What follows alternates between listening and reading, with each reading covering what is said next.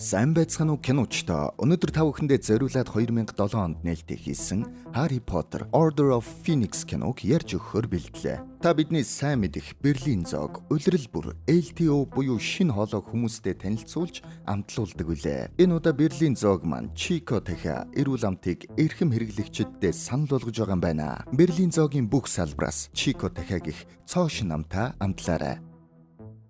Harry Dudley хоёр маргалдаж буугаар кино эхэлнэ. Dudley Harry ганцаараа сууж байхад нь найзуудтайгаа ирж түүнийг шоглоно. Harry Cedric үгсэн явдал маш хүн дээр туссан бөгөөд орой болгон зүүдэндээ ярьдаг болж. Dudley Harry-гийн ээжээр тоглоом шоглоом хийхэд Harry саваагаа гарган Dudley руу тулгахад гинэт тэнгэр ханаг хуйлж салхи шуурч эхэллээ. Зүгтж явсаар нэг нь түнэлд ороход гинэт нэг нь Dementor гараад ирлээ. Шууд л Harry-г багалзуурдна. Зүгтаарай Dudley, зүгт. Гэхэд амтсангүй. Нөгөө Dementor нь Dudley-г бас сурж эхэллээ. Harry маань аргагүй ирэхэнд Patronus шид ашиглан Dementor-уудыг хөөдөг. Энэ үед тэдний хөрш болох хадагтай Fig гарч ирэн тэр хоёрт туслалаа. Тэрээр энгийн хүн чигсэн Dumbledore түүнд Harry-г харж хандаж байхыг загсан юм байна. Harry гэртээ шок болсон Dudley-г аваад ирэх болно. Авг ахигч хоёр нь хүүгээ хараад уурлаж "Энэ сүүлийн удаагийнх шүү" гэж санууллаа. Гэтэл Harry-д яамнаас захидал ирнэ. Harry насанд хүрээгүй учраас энгийн ертөнцөд шид хэрэглэх хориотой юм байна. Ингээд тэр шүүхэд Хогвартсаас ч хөөгдөж магадгүй боллоо. Үүнийг сонссон Зэвүү ах нь "Шудраг ясаа" гэж гутарсан Harry тэр шөнөө Cedric-ийн өгөж байгааг дахиад л зүвдэллээ. Гэтэл хэн нэгэн түүний өрөөний хаалгыг онгойлгоно босоод хартал Harry-гийн багш ганц нүдэд Moody болон түүний хамт хуучин галчууны бүлэгмийнхэн ирчгэж "Та нар юу хийж байгаа юм бэ?" "Ойлгомжтой штэ. Чамайг л аварч байна." Тэд Харийг өөрсдийнхөө удирдах байранд аюулгүй авчирхаар боллоо. Тэгээд нэг нууцлагдмал байшинд ирлээ. Тэнд нь Харигийн дотны хүмүүс бүгд цугларчхиж энэ байшин Sirius-ийн гэр бүлийн байшин байжээ. Тэд хоорондоо нэгэн чухал зүйлийн талаар их л нухацтай яриад байна. Даанч Харид хэлхийг хүсдэггүй. Harry, Hermione, Ron, Fred, George нартай нийлээд яриаг нь нууцаар сонслоо. Тэгээд тэднийг сонсдол галчууны бүлэгмээрээ нийлэн Voldemort-ийн эсрэг хөдлөх төлөвлөгөө зохиож байгаа юм байна. Даанч Hermione-гийн салгалсан муур нь нөгөө чихийг нь барьж идээд бүтлгүйтлээ. Эхрүүд ээжигээ цоч очихноо. "Энд ээж шид хэрэглэхийг зөвшөөрлөө гэхэд намайг цочоо гэсэн үг биш шүү." "Чи өлсөж байгаа Harry?" огцом хоёрч байна штэ. Harry Potter гэд эцэст нэг юм Sirius-тэй уулзлаа. Тэд бөөнөрөө хоол идэнгэ яамныхан Voldemort-ыг иргэн ирсэнд итгэхгүй байгаа талаар ярилцсан. Бүгд Harry-г худлаа ярьсан гэж үзэн Dumbledore сайдын ажлын төлөө түүнийг ашиглаж байна гэж үзсэн юм байна. Хүүтэд үннээс зүхдах бүхий л арга хэмжээг авч байна гин. Sirius, бид Voldemort өөрийн айрмаа дахин босгож байгаа гэж бодож байна. 14 жилийн өмнө тэрээр маш том айрамтай байсан. Үүнд нь зөвхөн шиднүүдээс гадна харанхуй амьтад ч орж байсан. Тэр маш эрчимтэйгээр айрмаа тэлж байна. Бид ч бас тэхийг хичээж байгаа. Гэхдээ ганцхан дагагчаа нэмэх нь түүний зорилго биш. Бид Voldemort ямар нэгэн зүйлийн араас явж байна гэж бодож байна. Өмнө нь авч чадаагүй тэр зүйлийнхээ араас. Гэхэд бүлэгмийнхэн түүнийг зогсооно. Harry, ямар нэгэн зэвсгийн араас уу? Ron-ы ээж уурлан. "Энэ чинь зүгээр л хүүхэд." Гэхэд Harry галт бүлгэмд нэгдэхийг хүсэж байгаагаа илэрхийлдэг. Мэдээж зөвшөөрөхгүй шүү дээ. Маргааш нь Harry Ron-ы аамтай хамт яам руу явдаг. Яамд ирэхэд Dumbledore түүний өмгөөлөгчөөр аль хэдийн иржээ. Харин шүүх танхимд ирэхэд яамны сайд Cornelius Fudge түүнд шалтгаангүйгээр хүний ертөнцид Patronus шидийг хэрэгэлсэн хэрэгээр яллав. Harry түүнд яагаад хэрэглэх болсноо тайлбарлах гэхэд сайд түүнд боломж олгодоггүй. "Dementor-удаас болсон юм аа" гэхэд бүгд гайхлаа. Гэсэн ч Fudge түүнийг гэрчхүү тул Dementor байсан эсхийг нь батлах боломжгүйг хэлнэ. Dumbledore дүүрслэгийн хөрш хадагтай Fig-ийг дуудан гэрчийн мэдүүлэг өгөлөв. Гэсэн ч яам идэхийг хүсэхгүй байна. Dumbledore тэдэнд "Dementor-ууд энгийн ертөнцид зүгээр ч нэг очоогүй" гэдгийг хэлэхэд Dolorus Umbridge "Dementor-ууд шидний яамны харьяанд байдаг. Тэгэхээр та энэ үгээрээ яамныхан хүн рүү дайрсан гэж хэлэх гээд байна уу?" Dumbledore түүнд шуудхан яамныхан дайрсан гэж үзэхгүй байгаач Azkaban-аас хаахол Лондонд 2 Dementor тэнүүлчилж явсан хин нэгэнтэй холбоотой гэж тайлбарлана. "Cornelius, би чамайг юмд учир шалтгаантай хандаасаа гэж хүсэж байна. Харанхуун эзэн ирсэн гэх нотолгоо хангалттай байна." Гэхэд Fudge үүнийг зөвшөөрөхийг хүсдэггүй. Ямар тач Harry энэ удаадаа ялаас мултраад сургуультай дахин сурахаар боллоо. Harry Moody болон Sirius-ээр хамгаалуулан гал тэргэндээ суухаар явж байтал Sirius түүнтэй хальтхан уулзаад галчууны бүлэгмийн анхны гишүүдийн зургийг үзүүлнэ. Үүнд нь Harry-гийн аав ээж болон Neville-ийн аав ээж нарч гишүүн байсан юм байна. Harry түүнээс "Та үнэхээр дайн болно гэж бодож байна уу? Өмнө нь ч болж байсан л та. Тэгэхээр энэ удаач адилхан бах. Ингээд Хари галт тэргэндээ суухаар явлаа. Гэтэл Хари хүмүүс дунд Волдеморт зогсож байгаагаар хардаг. Харид маань Волдеморт эргэн ирсэн нь ихэнх нөлөөлж байгаа бололтой. Хари галт тэргнээсээ буухад Драко гарч ирээд "Яамныхан чамайг сул тавьсанд гайхаж байна. Чадхаараа зугаацаад ав. Би Азкабанд чиний нэртэй гяндан байдаг гэдэгт итгэлтэй байна" гэж хорон үгээрээ өдөөд амжинаа. Хари Малфойыг зодох шахна. Хэрвээ Рон барээгүй бол Малфой будаа. Тэд сургууль руу явах тэргэнд суухад Хари тэнд Луна гэх нэгэн өвөрмөц охинтой танилцсан. Хари тэрэгний толгой руу харахад тэнд нэгэн үзлийн хар морь байх бөгөөд зөвхөн Хари болон Лунанаар л түүнийг харж чадж байна. Лунагийн өвөрмөц байдалд нь хүмүүс жих үзнэ. За ингээд хичээлийн жил эхэллээ. Хүүхдүүд найрлаж байтал Дамблдор тэдэнд энэ жилийн сургууль гарсан өөрчлөлтүүдийг тайлбарлана. Энэ жил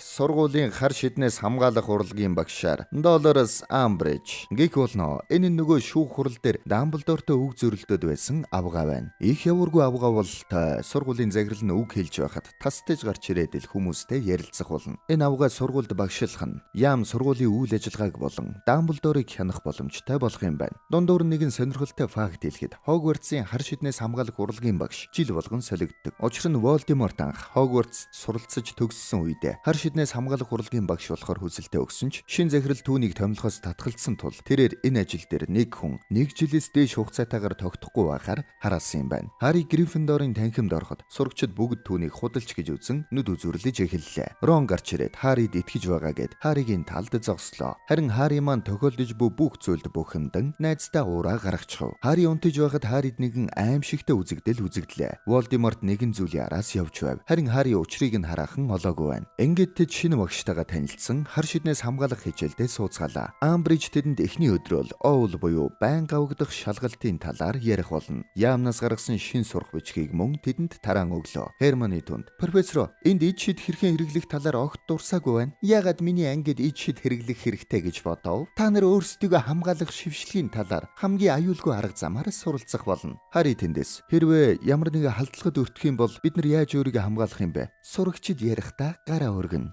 Яамнаас сурагчид онлын мэдлэг эзэмших нь сурагчдад шалгалтаа давахад нь тус болно гэж үзсэн. Энэ чинь сургууль шүү дээ. Яаж онлын мэдлэг бидний гадна байх аюулаас хамгаалах юм бэ? Гадна ямар ч аюул байхгүй. Хин л чам шиг хүүхдүүд рүү дайрв гэж тэ. Мэдхгүй юм да. Магадгүй Волдеморт Амбрижийн үед нь зог тусаад. За би үүнийг хэлье. Та нар өнөөх аимшигт харанхуй шиддэн ирсэн гэх зүйлийг сонссон баг. Гэхдээ энэ бүгд худал. Хари уурлнаа. Өөрийгөө Волдемортыг харсан, түүнтэй тулалдсан гэдгээ хэлэхэд Амбридж Хариг зогсон шийдэхээр болно. Хари Амбрижийн өрөөнд очиход Хариг нэгэн үзэхээр цаасан дээр би худал ярих ёсгүй гэж бичгийг хүсэх болно. Хари дуртай дургүй нэг бичгээр боллоо. Гэтэл тус үзэх нь бичиг бүрд гарн дээр нь шивэгдэхээр тохируулсан юм байна. Хари Амбрижийн энэхүү аимшигт үйлдэлийг харан бүрч зэвүүн хөрлөө. Фред, Жорж хоёр сургуулийнхаа сурагчдад янз бүрийн шидийн амттан зарж буй нь харагдана. Хермоны Харигийн гарыг хараад маш их уурлнаа. Үүнийг Дамблдорт хэлэх хэрэгтэй. Харин Хари Дамблдорт дараа болохыг хүссэнгүй. Хари маань энэ жил нэлээд сэтгэл зүйн савлгаатай байгаа шүү дээ. Хари Сириус руу захиа бичлээ. Энэ жил Хагрид чөлөөтэй байгаа тул тэрээр юу хийгээ мэдэхгүй дэмэйл сэлгүүцэж байгаа. Хари харанхуй руу ороход Луна тэнд нь өнөөх тэрэгний хар мордуудтай зогсож байна. Хари түүнийг гутлаа яасан эсхийг нь асуухад Луна түнд "Нэргэлс хулгайлсан болов?" гэж хэлэх болно. Хари түүнээс яагаад бусад хүмүүс эдгээр мордыг харж чадахгүй байгаа талаар асуухад Луна "Зөвхөн үхлийг харсан хүмүүс л эдгээр мордыг харж чаддаг юм. Лунаг жаахан байхад нь ээж нь шившлэг туршиж байхдаа нас барсан юм байна. Одоо аавтайгаа хоёулахна амьдардаг ажээ.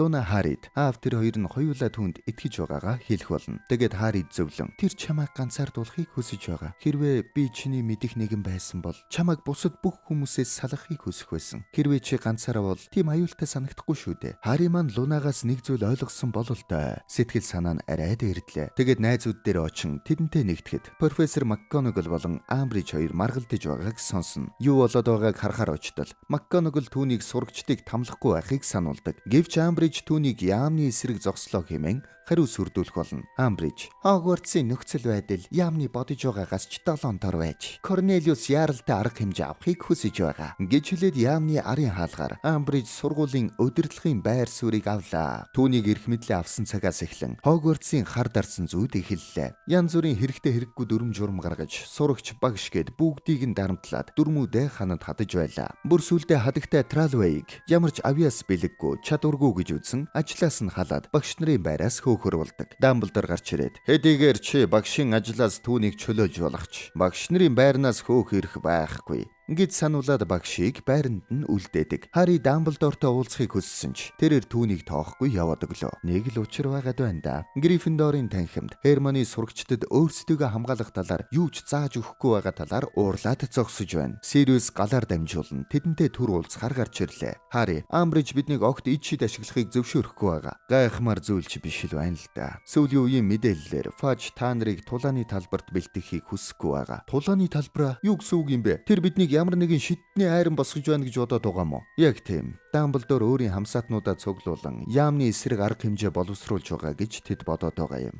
Бусад маань чамд үүнийг мэдэгдүүлэхийг хүсэхгүй байгаа. Шинэ галчууны бүлэгмийнх нь тийм сайн биш байгаа. Фаж харин үннийг мэдүүлэх бүхэл арга замыг боож байна. Энэ сураггүй алга болгосод яг л өмнө нь болж байсантай адилхан байна. Волдеморт хөдөлж эхэлсэн. Бид юу хийх хэрэгтэй вэ? Гэхэд Сириус, чи өөрийгөө л дагаарай. Гэд алга боллоо. Манай гуравч яахаа мэдэхгүй муухай царилж байтал. Гермони, тэр үнэхээр эргээ ирсэн тийм үү? Бид өөрсдөө хамгаалах чадвартай байх хэрэгтэй. Амбридж биднийг боож байна. Тэр биднийг цоо шин амт Чико дахиа эдхийг хоригдсоор байх юм бол бид харин ч идэх ёстой. Тийм шүү. Тэр мөнхөд биднийг хориглож чадахгүй. Берлин зоогийн бүх салбараар Чико дахиа зарагдаж байгаа. За манайхан бас цоо шин амт мэдрэх гэсэн чинь тархичин та нарт яах юм бэ? Хуучнаал идийгээд залхуураад байна уу? Тэгвэл зөрж очоод Чико дахиагаа идээрэй. Берлин зоогийн бүх салбараар. Гермони Хариг тэдний багш болон тэдэнд хэрхэн бие хамгаалахыг заахыг ятгаж түүнтэй уулзуулахар хідэн сурагчид цуглуулжээ. Хари өөрт нь хинч идэхгүй гэж бодсон ч тэрээр юу ч ихсэн ярилцаад үзэхэр шийддэг. Хүүхдүүд эхэндээ Харид итгэхгүй. Хари тэдэнд үннийг дэлгэрэнгүй тайлбарлаад Луначус түүнийг Патранус чармыг хэрхэн хэрэглэдгийг нь асуув. Найзууд нь түүний хэлсэн гайхалтай зүйлийг ярьж эхэллээ. Хари, энэ бүхэн бүгд гайхалтай юм шиг сонсогдож байгааг мэднэ. Гэхдээ ихэнх нь зүгээр л аз байсан юм. Ихэнх үед би хэрхэн хийхээ ч мэддэггүй. Надад үргэлжил тусламж хэрэгтэй байдаг. Гермони, тэр зүгээр л даруухан загнаж байгаамаа. Үгүй ээ, Гермони.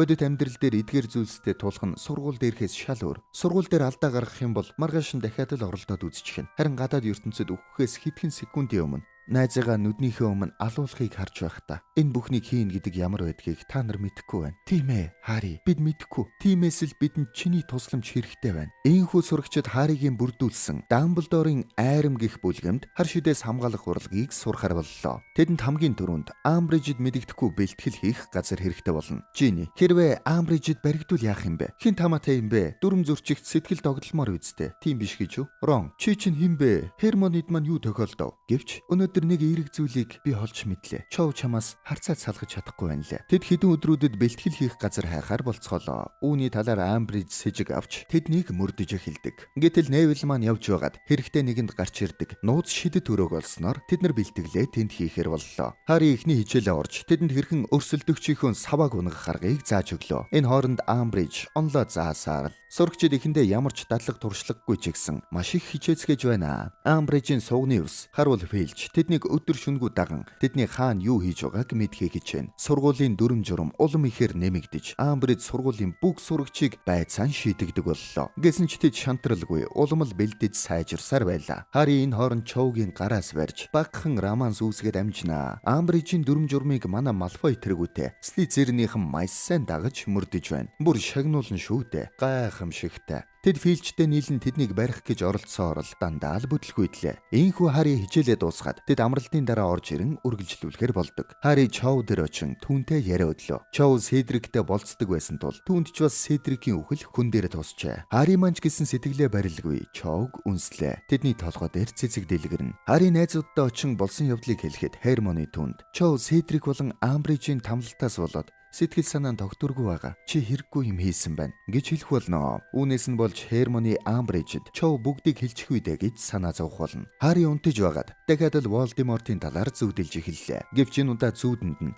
Роны аав байх бөгөөд түүн рүү Волдемортын могоо Нагины дайран түүнийг алж буугаар зүүдэллээ. Тэр дорн Дамблдорд очиж хэлнэ. Дамблдор Харигаас зүүдэндээ чи болсон явдлыг хажуугаас нь харж байсан уу? Эсвэл дээрээс нь харж байсан уу? Гэхэд Хари яг өөрөө дайрч буй мэд харагдсан гэдгээ хэллээ. Хари Дамблдороос өөрт нь юу тохиолдоод байгааг асуухад Дамблдор хариулсангүй. Роны аавыг авруулахаар хүн илгээдэг. Хари уурлаад "Над руу хар" гэж хашгирахад Дамблдор цочирдно. Ийхүү Дамблдор түүнийг профессор Снейптэй хамт өөрийн бодол санаагаа захирч сурах даалгавар өглөө. Снейп түүнийг чирж гултчин өрөөндөө аваачнаа. Снейп үүнээс харахад харанхуй эзэн болон та хоёрын оюун бодол хоорондоо холбогдсон байна. Яг хаана ямар холбоос байгааг мэдэхгүй ч түүнийг энийг мэдэхгүй байгаасаа гэж залбир. Тэгэхээр хэрвээ тэр энэ талаар мэдвэл миний бодлыг унших чадвартай болно гэсэн үг. Унших, удирдах, захирах. Хуучин цагт харанхуй эзэн хохирогчдийнхоо бодол санааг захиран галзууртлан тамалдаг байсан юм. Ингэснээр тэд сүулдэ өвхийг гуйдаг байсан. Хэрвээ зөв ашиглаж чадвал энэ шивжлэгээр чи өөрийнхөө оюун санаанд хамгаалалт тавьж чадна. Энэ хичээлээр би чиний оюун бодолд орох гэж оролдох болно. Харин чи эсэргүүцэх гэж орол. Ингээд Снэпи хичээл эхэллээ. Энэхүү шинэ жил болж манай хэд ч бүгд цугларч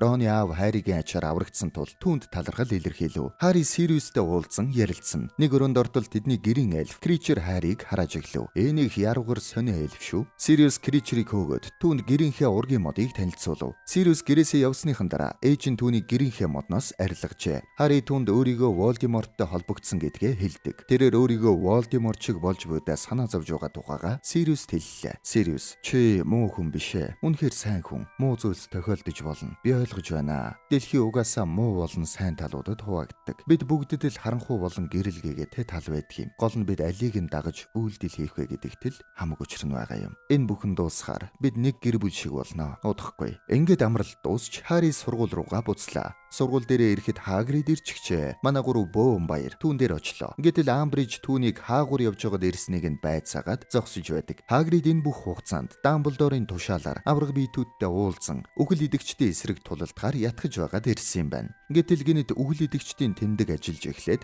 харанхуун эзэн Азкабанд хоригдсон үхэл идэгчдийг оргуулв. Энэ дунд хамгийн аюултай нь Сириусийн хамаатан болох Белатрикс Лестрендж байлаа. Гэсэн ч яамны сайд маань энэ бүхэнд Сириус Блэкийг буруутхан хэвлэлээр тараадаг. Хүн бүхэн энэ мэдээнд цочирдоод сурагчид нэг нэгээрээ Харид итгэж эхэллээ. Невил бэлтгэлийнхээ өрөөндөө аав ээжигээ дурсан зогсно. Невил 14 жилийн өмнө үхэл идэгч Белатрикс Лестрендж тамлах шившлэг ашиглаж манай аав ээжийг алсан. Тэр тэднийг мэдээлэл авахын тулд тамалсан. Гэвч тэд өгөөгүй. Би тэднэр бахархаж байна. Гэхдээ хүмүүс энэ талаар мэдж байгаа эсхийг би ерөөсөө мэдэхгүй маа. Хари. Гэхдээ бид тэднэр бахархуулж чаднаа. Би хамлаж байна. Харигийн дараагийн хичээл эхэлнэ. Сурагчдад Патронус чармыг зааж эхэллээ. Тэд инхүү бэлтгэлээ хийж байтал Амбриж тэдний бэлтгэлийг тасалдуулан тэдний хаалгыг дэлглэн орж ирлээ. Эрмонигийн хэлснээр сэтгэл санаа нь тогтворгүй Чоо маань Амбрижийн тамлалтыг тэсэлгүй матчихсан юм байна. Энэхүү тэднийг барьсан тул сурагч бүрийг байцаан тамлаж эхэлдэг. Амбриж Корнелиусыг дуудан саяны үйлдэлийг Дамблдорын эсрэг ашиглана. Яамнаас нууцаар айран бүрдүүлсэн гэд гүтгэж гарлаа. Хари энэ бүхэн өөрийнх нь санаа байсныг хэлэхэд Дамблдор наадах чинь Поттерын биш Дамблдорын айрам гэж байгаа биз.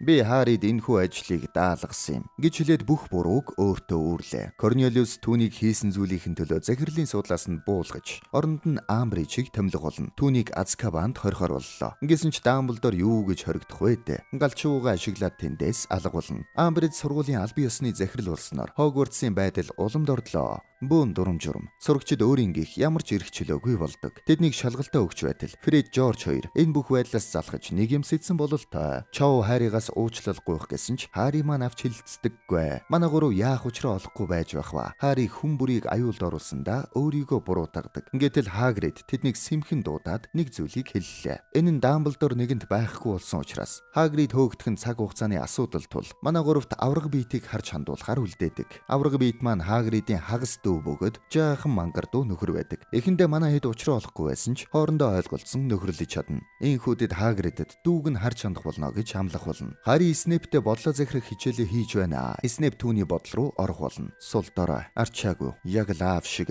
залах уу, ихэрх үү. Миний аавыг битгий доромжил. Би сул дорой биш. Тэгвэл батлал та. Бодол санаагаа өдөрд. Сахилга баттай бай. Гэд дахин түүний бодол руу нэвтрэхэд Хари хамгаалж чадсангүй. Чи үүнийг өдөрдөх гэх гээё. Маш олон цаг боллоо. Би одоо амармаар байна. Харанхуй эзэн амрахгүй байгаа. Өгийн өөдгүү хүүхэд, эмзэг, үргэлж гонгинож, өөрийгөө шудраг бус амьдралтай гэж гомдлож байдаг. Хэрвээ ноён Поттер чи анзаарсан бол амьдрал угаасаа шудраг бус. Аав чинь энэ талаар мэдэж байсан. Тийм ч учраас алуулсан. Миний аав сайн хүн байсан юм. Танай аав чинь гонгинсон амтан байсан. Гэхдээ Хари уурлаад Снэпийн бодол руу ордог. Үүнээс бид Снэпийн амьдралын нэгэхийн хэсгийг харах болно. Снэп сурагч байхдаа Харигийн аавд дээрлэхүүлдэг байсан юм байна. Снэп хангалттай гэснээр Хариг бодлоосоо гаргалаа. Снэпийн хүү хичээлээ дуусгалаа. Хари маань арай дажгүй сурчих шиг боллоо шүү. Хари өөрийнхөө харсан зүйлд итгэхгүй байж байтал Фред Жорж хоёр нэгэн тамлуулсан сурагчийг аргадаж бүг хардаг. Гэтэл Амбриж гарч ирэн би хэлж байсан да. Ноён Поттер дүрсгүй хүүхэд шийтгүүлэх хэрэгтэй. Юу гэж? Жорж, би үргэлж хорвоог сургуулиас гадна нүдээр төсөлдөг байсан. Би ч гэсэн маргааш болоход сурагчид дараагийн шалгалтаа өгч байна. Танхимын хаалгыг ямар нэгэн зүйл цөмлөн орж ирлээ. Сурагчид болон Амбридж бүгд гайхнаа. Амбридж юу болоод байгааг харах гээд хаалган дээр очтол Фред, Жорж хоёр шүүр унаад бөөн солиут буудуулан орж ирлээ. Манай хоёр хөөгдөхөөр шийдээд хөөгдөхөөсөө өмнө захирлыгаа нэг сайхан хашрааж авъя гэж бодсон юм байна. Бүх сурагч багш нар энэ их дарамтаас жоохон ч ихсэн амралт авах шиг болно. Энэ үед нь Харрид дахин нэг зүйл харагдаж эхэллээ. Үүнд нь Волдеморт Сириусыг тамлан нэгэн зөгнөлийг шаардаж бөгн харлаа. Энэ нь Роны аав халдлагад өртөж байсан газар тул тийшээ явахаар яарвчлалаа. Хермионы түнд хэрвээ Волдеморт чам зүгээр л тэгж харуулахыг хүссэн байвал яах юм бэ? Харри, байж болно.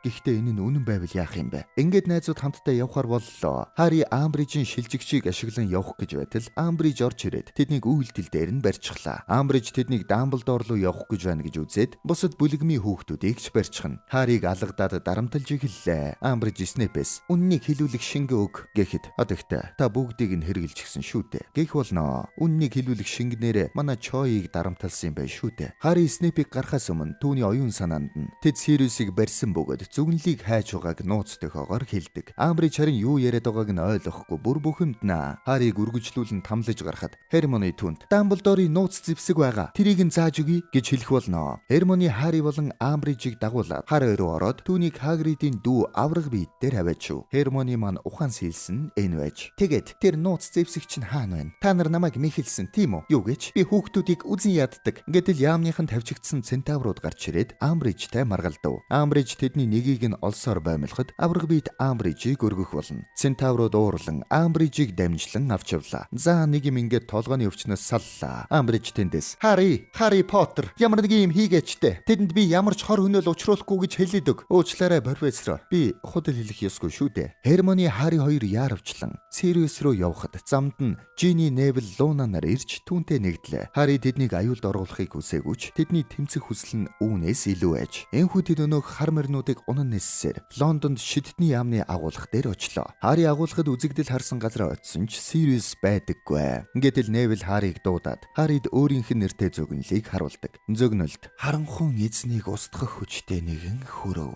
Харанхуй эзэн өөрийгөө түүнтэй тэнцүү гэж бодож байгаач түүнд харанхуй эзнийг дийлэх хүч байгааг тэр мэдэхгүй байна. Аль нэг нь өгөхгүйгээр нэг нь амьдарч чадахгүй. Тэр үед нь гинэд үгэл эдэгч Люциус Малфой гараад ирлээ. Харри түүнээс Сириус хаана байгааг асуув. Даанч анханасаа энэ бүхэн өрх байж Хермионыгийн зүв байж. Волдеморт албаар Харрид хуурамч үзэгдэл үзүүлээд түүнийг хуураад аваад ирсэн юм байна. Гэтэл Белатрикс Лестрендж бас гараад ирлээ. Тэд Харригаас зөвхөн зөгнөлийг л авахыг хүсдэг. Гэвч энэ зөгнөл нь зөвхөн Харригийн нэрээр л бичигдсэн тул Харри л авах учиртай байна. Тэднийг тойрон үхэл идэгчид нэг нэгээрээ дөхөн ирэхэд Харри Люциусыг унгаан зүгтлаа. Тэдний араас үхэл идэгчид хүн тэд нэг нэгээр нь унгаасан ч эцэстээ баригдлаа. Зөгнөлийг өгөө бол найзууд чинь үхэн. Гэтэл Снэпээс мэдээ авсан галт шувууны бүлэгмийнхэн яг цагтаа ирэх болно. Тор Вакандад гарч ирж байгаа юм шиг л сүрлэг гихчин гарч ирцгэн шүү дээ. Сириус гарч ирээд миний загалмайлсан хүүгээс гараа тат. Ингээд Люциусыг ганган шанаадлаа. Харри найзуудаа аваад зүгт. Үгүй би бас тантай хамт тулдах болно. Харамсалтай нь энэ тулааны дундуур Белатрикс Лестрендж Харригийн загалмайлсан эцэг Люциусыг алчхав. Авата Кедавра. Яаж байна энэ муучин? Харри уурандаа шатаж түүнийг хөөсөөр газар унгалаа. Тэгээд яг алах гэж байтал Волдеморт араас нь гараад ирлээ. Тэр түүнийг алсан. Харри чи одоо түүнийг ал.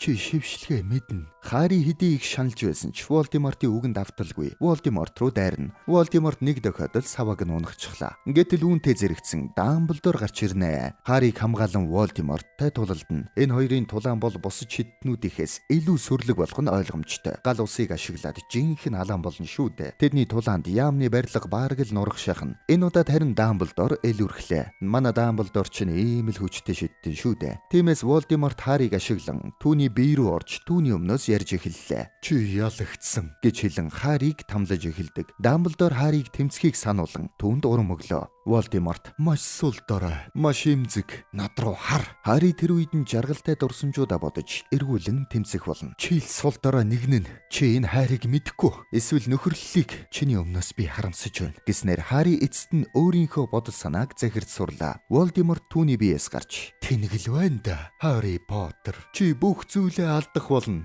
Яг үүнтэй зэрэгцээд яамныхан хурж ирлээ. Яамны сайд өөрийн нүдээр Волдемортыг харах болно. Эцэст нь нэг юм түүнийг ирсэн гэдэгт итгэдэг. Хүмүүс эцэст нь үннийг мэдэж Хогвартс ч бас хэвийн байдалтай орлоо. Харри гэрлүүгээ харихаар гуниглан ачаагаа бэлдэж байна. Дамблдор Харритай уулзлаа. Чиний юу мэдэрч байгааг би мэдэж байна, Харри. Тийм гэж үү? Бүгд л миний буруу. Үгүй дээ. Миний буруу. Волдеморт та хоёр хоорондоо холбогдсон гэдгийг би эртнээс л мэдэж байсан. Чамаас зайгаа барьснаар илүү аюулгүй байлгана гэж би бодсон юм. Би чамд дэндүү их санаа тавьдаг, Харри. Энэ хүнийг хүндхэн хичээлийн жил дууслаа. Харри Луна дээр очин салах ёс гүйцэтгэлээ. Энэ хоёр зовлон нэгтэй болохоор нэг нэгээ илүү сайн ойлгодог шүү дээ. Харри найзуудтайгаа салах ёс гүйцэтгэлээ. Харри, би Дамблдорын хэлсэн нэг зүйлийг саналаа. Юу юм бэ? Биднийг тулаан хүлээж байгаач Волдемортод байхгүй нэг зүйл бидэнд байгаа. Тэр нь юу юм? Зөвхөн өөрийнхөө төлөө тулдах биш, харин хэн нэгний төлөө тулдах. Тэр эрхэм зүйл. Бидэнд тулдах шалтгаан байгаа. Гэт кино маань дууслаа. Киночд байлаа. Киночдын эрхэм үзэгч Харри Поттероо байнгын үзэж идэг манай царайлгуудтай зориулаад кинон дунд гайхамшигтай гэсэн нэг үгийг нуусан байгаа. Манайхан энэ үгийг олох юм бол кофений 20к шилжүүлэх болно. Энэ үгийг яг хизээ хэлсэн бэ гэсэн секундыг нь комент хэсэгт бичээрэй. Хамгийн түрүүнд бичсэн рүү л шилжүүлчихье.